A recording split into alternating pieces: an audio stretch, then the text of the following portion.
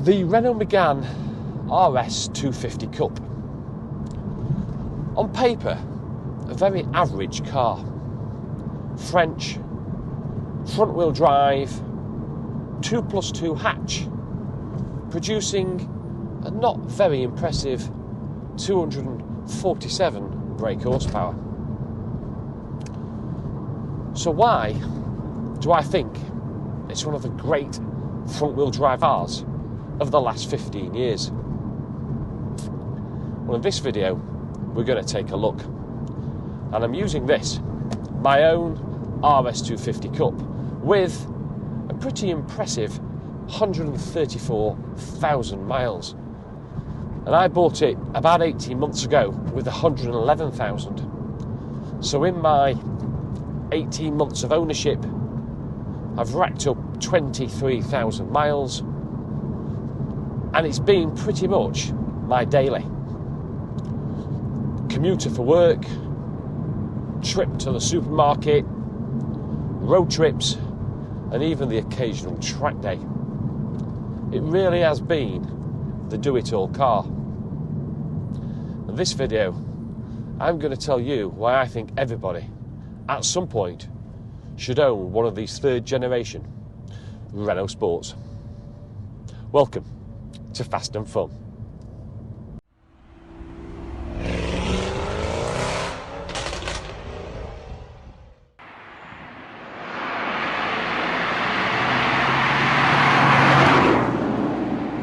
A couple of weeks ago we went through 2,000 subs, which to me, considering I only started this in COVID, is a massive achievement and a really big thank you.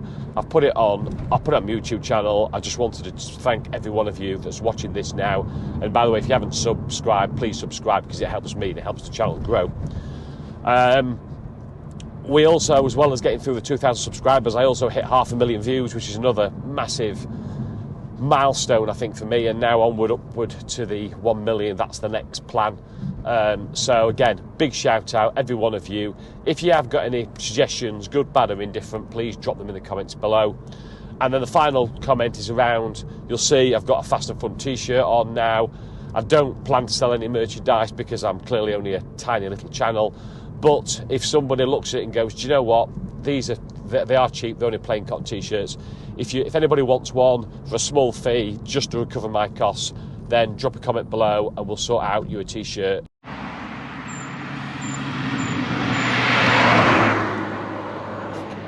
It's important we talk about the spec of the car and some of the desirable or even must-have options.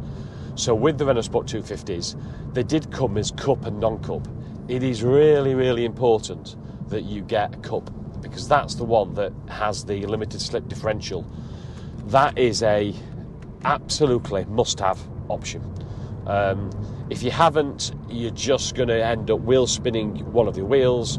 The limited slip diff stops that occurring, so when one of your front wheels starts losing traction, it will lock your front wheels together, so it will pull you through the corners. Certainly on spirited driving and on track, you can feel the LSD working. It is a must-have. You haven't got to get a Cup as long as it comes with the Cup pack. Fortunately, most RS250s were either the Cup or came with the Cup pack, so the majority are, but just make sure it's got the LSD. Other options for me, I've got the yellow dot Recaros. They are, for me, highly desirable. They are by far the best seats that the Renault Sport did for the 250.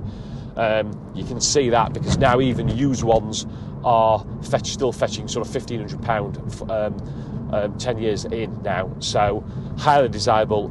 There's not many around with the yellow dot Recaros, but if you can find one with them, then I would absolutely go for those. People say they're not great dailies. Rubbish. They are absolutely brilliant. They hug my torso brilliantly and keep me really in place, and they are supremely comfortable.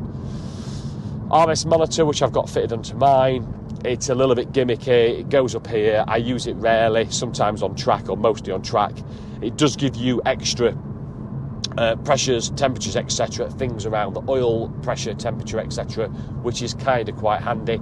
So nice to have, not mandatory, and I don't think you can get it retrofitted either. So again, RS monitor is just a nice to have.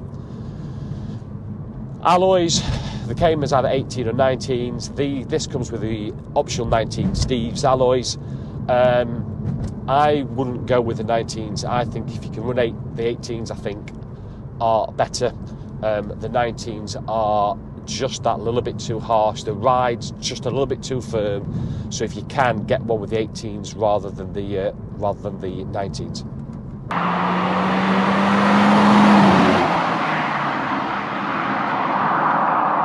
The other thing to note is if the 250 horsepower, or a shade under about 247 I think it is, isn't quite enough, and you really want that bit more power, then it is a simple remap. You don't physically have to do much. Literally, it's a remap, and you'll get another 30-40 horsepower and move up towards the 300.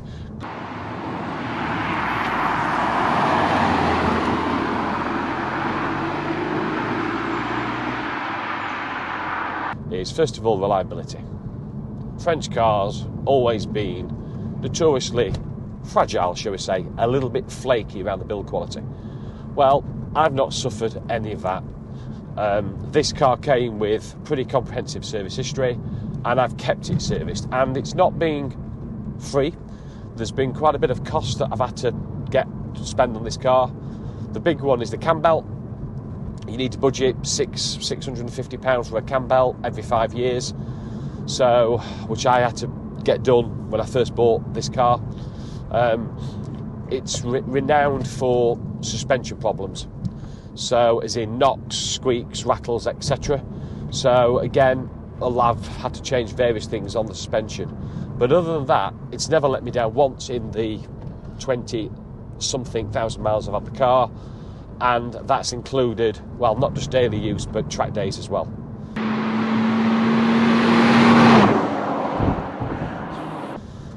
Practicality.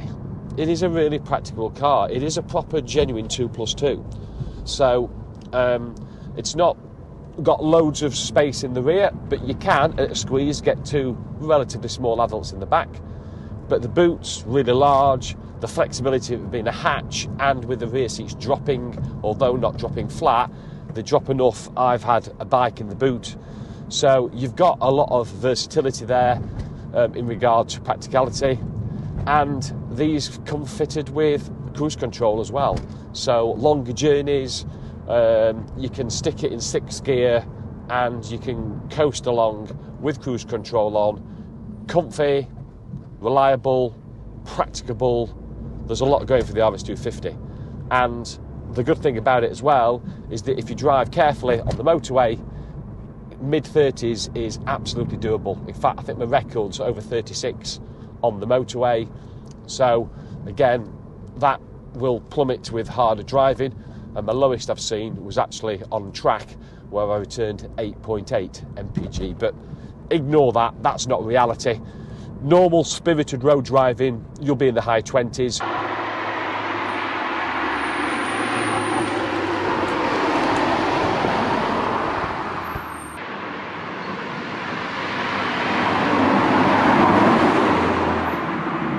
But the real reason for me that the RS250 Cup is an outstanding driver's car is the handling. You see, some people will dismiss it because it's front wheel drive. But I really do think those are the people that are going to miss out. This car offers huge ride involvement, both on the road and on track. And the front-wheel drive chassis is absolutely phenomenal. The way the LSD pulls the car through corners, really beyond what you believe a car can corner through. The feedback through the steering is a revelation. It really is. It's a 9.5 out of 10 for regard to driver involvement. There's so much feedback, and compared to all the cars I've driven, it really is. It's an outstanding car.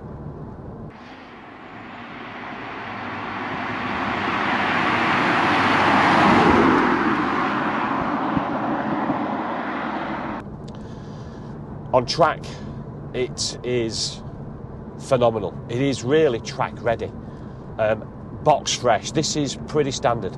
The only changes from standard for me on this car was, for track work, was just pads, discs and brake fluid.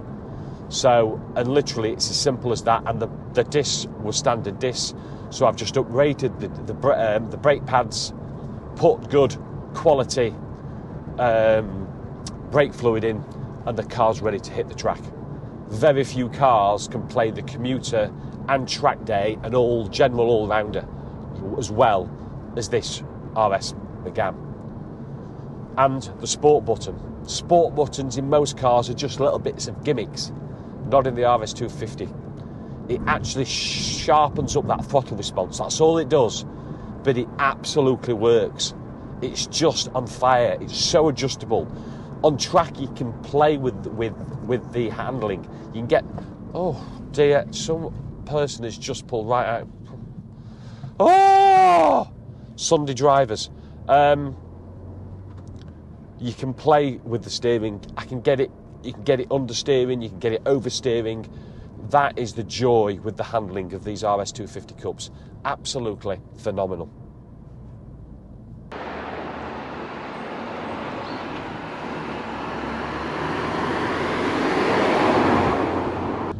And the last one, and probably the best, is value. You see, RS250s now you can get from as little as £6,000. £6,000. You're getting an awful lot of car. One of the best front-wheel drive chassis for me in the last 20 years. An absolute steal. They probably will be leggier type of cars, a bit like this one with 134,000 now. But if you've got a budget of 8 to 10k, you're going to get a really tidy 250 Cup for that price. And there's not many cars in the market for that price that can do the daily, can do the track, can do the long road trip, and have reliability. Very few. It's not perfect. There's a couple of minor gripes. One is the exhaust. It's a little bit muted. It's a little bit quiet, but that's easily fixed. Just change the exhaust. And the 2-litre turbocharged engine, it only revs to a shade over 6,000. So I can guarantee the first time you go in a spirited drive, you'll hit the rev limiter. Very regularly you hit the rev limiter on track, because you just want it to kick again and rev again. So that's a little bit disappointing, but that's turbocharged cars for you. It's all got that mid-range pull.